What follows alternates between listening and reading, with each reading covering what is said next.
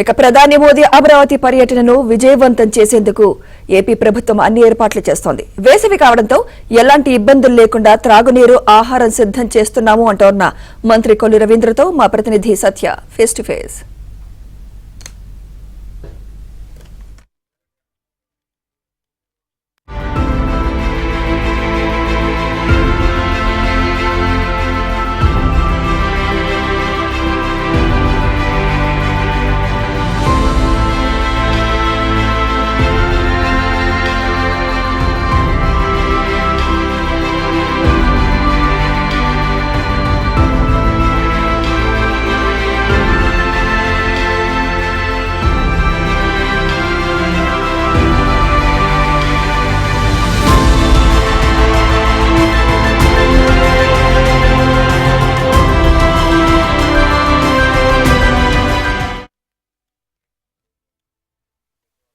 రాజధాని అమరావతి పనుల పునఃప్రారంభానికి ప్రధాని నరేంద్ర మోడీ రాబోతున్నారు. దీనికి సంబంధించిన ఏర్పాట్లను పర్యవేక్షించేందుకు మంత్రి కొల్లు రవీంద్ర ప్రస్తుతం ఇక్కడ వేదిక వద్ద ఉన్నారు. వారిని అడిగి మళ్ళీ తెలుసుకుందాం. సార్, ప్రధాని నరేంద్ర మోడీ ఎన్ని గంటలకు రాబోతున్నారు, ఏ కార్యక్రమాలకు శంకుస్థాపన చేయబోతున్నారు, ఆయన పర్యటన మొత్తం ఎలా ఉండబోతుంది?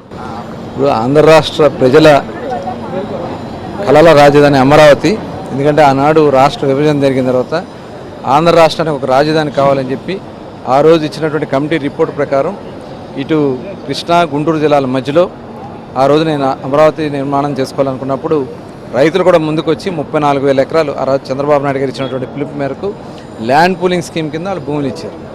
ఆ 34,000 ఎకరాల భూముల్లో కూడా అన్నీ కూడా మరి రూపకల్పన చేసుకున్నటువంటి తరుణంలో అసెంబ్లీ నిర్మాణం చేసుకున్నాం, సెక్రటేరియట్ నిర్మాణం చేసుకున్నాం, హైకోర్టు నిర్మాణం చేసుకున్నాం, కార్యకలాపాలు కొనసాగుతూ ఉన్నాయి.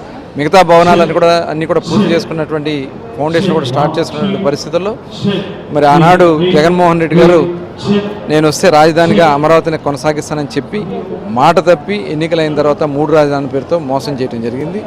ఆ రోజున రైతులందరూ కూడా పెద్ద ఎత్తున రోడ్లు ఎక్కితే ఆడబిడ్డలను కూడా చూడకుండా లాఠీ చార్జీలు చేసి రోడ్ల మీద ఈడిస్తే రక్తాలు కారినటువంటి సందర్భం చూసాం. ఆ రోజున రాష్ట్ర ప్రజలందరూ కూడా వాళ్ళకి సపోర్ట్గా నిలబడినటువంటి పరిస్థితి చూసాం.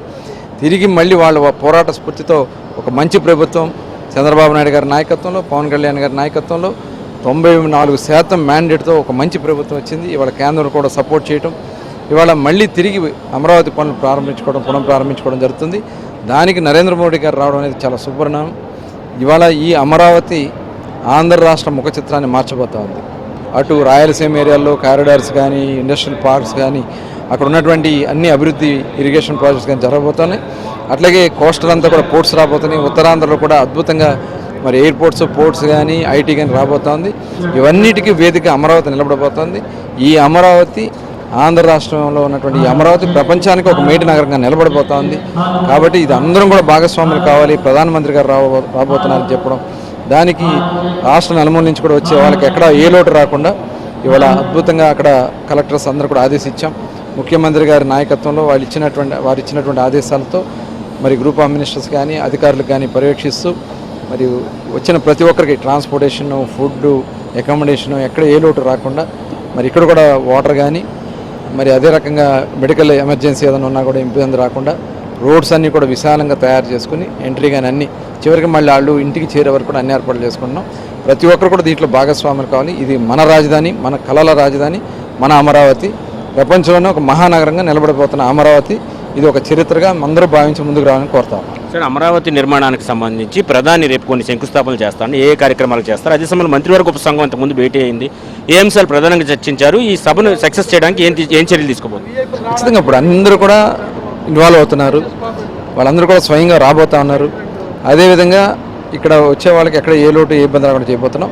ఇవాళ అసెంబ్లీ కానీ, అదేవిధంగా సీడ్ క్యాపిటల్ కానీ అన్నీ కూడా ఏర్పాట్లు చేస్తున్నాం. కాబట్టి రేపు ప్రధానమంత్రి గారి చేతుల మీదుగా మరి మిగతా కార్యక్రమాలు కూడా ప్రారంభించుకోబోతాం. కెమెరా పర్సన్ ఉమాతో సత్య, ఏబీఎన్ ఆంధ్రజ్యోతి, అమరావతి ప్రధాని మీటింగ్ ప్రాంగణం వద్ద నుండి.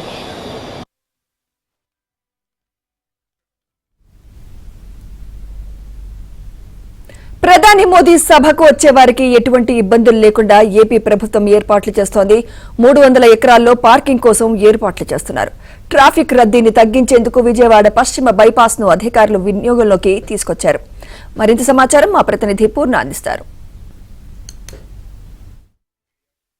ప్రధానమంత్రి రీస్టార్ట్ కార్యక్రమానికి కూడా మొత్తం ఏర్పాట్లు శరవేగంతో సాగుతున్నాయి. ప్రధానంగా ఏదైతే ట్రాఫిక్ని అయితే దృష్టిలో ఉంచుకుని మొత్తం కూడా 6 రూట్లు ప్రధానంగా మొత్తం కూడా కేంద్రీకరించడం కూడా జరిగింది. అయితే ఏదైతే అమరావతి చేరుకునేందుకు వివిధ మార్గాలు మొత్తం కూడా ఇప్పటి వరకు 7 రూట్స్ అయితే ఐడెంటిఫై చేశారు. అయితే తొలిసారిగా ఏదైతే వెస్ట్ బైపాస్ని కూడా వినియోగంలోకి తీసుకొచ్చి రేపు ఒక్కరోజు అంటే పిఎం ప్రోగ్రామ్కి ఎటువంటి అవాంతరంగా లేకుండా మొత్తం కూడా ఆయనకి సవ్యంగా వెళ్లేందుకు మొత్తం కూడా ఇక్కడైతే ఏర్పాట్లు అయితే శరవేగంగా జరుగుతుంది. ఇదే అంశానికి సంబంధించి మనతో మాట్లాడడానికి కృష్ణా జిల్లా కలెక్టర్ లక్ష్మీశ్యామ్ అంతా ఉన్నారు. ఆయన మరి సార్ ప్రధానంగా చూస్తే కనుక పిఎం గారి ప్రోగ్రామ్కి రూట్ మ్యాప్ ఎలా డిజైన్ చేసుకుంటున్నారు? ఎందుకంటే ఎక్కువగా అంటే ఉత్తరాంధ్ర నుంచి కానీ లేకపోతే ఇటే ఎన్టీఆర్ జిల్లా నుంచి హైదరాబాద్ నుంచి కూడా చాలామంది వచ్చే అవకాశం ఉంది. వాళ్ళకి రూట్ మ్యాప్ ఎలా ఉండబోతుంది?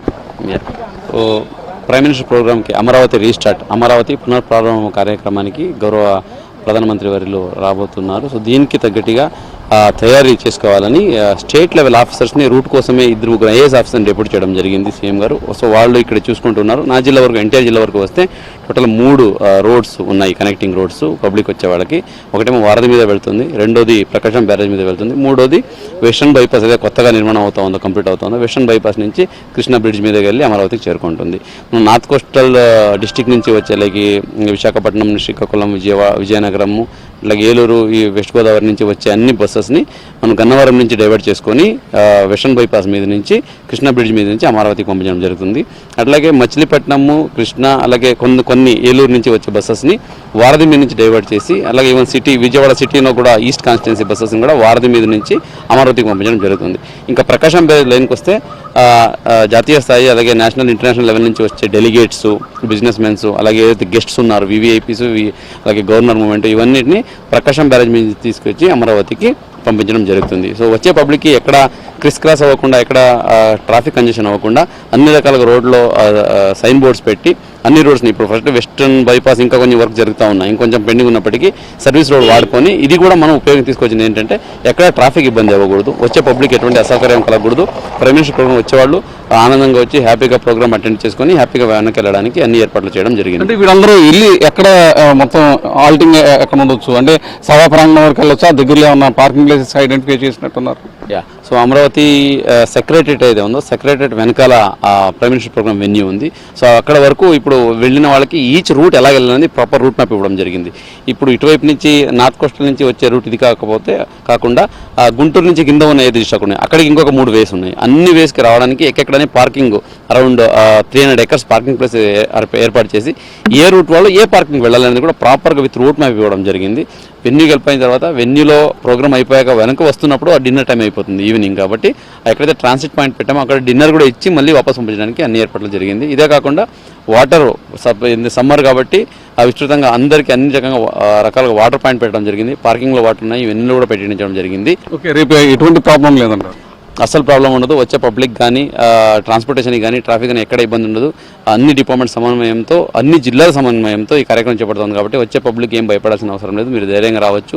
మీకు ఎటువంటి అసౌకర్యం కలగకుండా అమరావతి పునఃప్రారంభం కార్యక్రమాన్ని నిర్వహించడానికి అందరూ సిద్ధంగా ఉన్నాం. ఓకే, ఇది పరిస్థితి. ఏదైతే అమరావతి పునఃప్రారంభం కార్యక్రమానికి ఎవరు కూడా ఇబ్బంది పడాల్సిన అవసరం లేదు. ఎందుకంటే అందరూ కూడా సకల సౌకర్యాలు ఏర్పాటు చేస్తున్నట్లు కూడా ఎన్టీఆర్ జిల్లా కలెక్టర్ లక్ష్మీషా తెలుపుతున్నారు. వెస్టర్న్ బైపాస్ సంబంధించిన రూట్ మ్యాప్ మొత్తాన్ని కూడా దగ్గరుండి మొత్తం కూడా అధికారులు కూడా పరిశీలించి మొత్తం కూడా ఓకే అన్న తర్వాత మొత్తం కూడా వాళ్ళకి గ్రీన్ సిగ్నల్ ఇవ్వడం జరిగింది. అయితే రేపు 2 రోజులు మాత్రమే దీని మీద అనుమతిస్తారు. ఆ తర్వాత కొన్ని పనులు చేసిన తర్వాత ఒక 2-3 నెలల్లోపు దీన్ని వినియోగంలోకి తీసుకొస్తామని చెప్పి కూడా కలెక్టర్ లక్ష్మీషా తెలుపుతున్నారు. వీడియో జర్నలిస్ట్ కిషోర్తో పూర్ణ, ఐబీ అమరావతి, విజయవాడ నుంచి.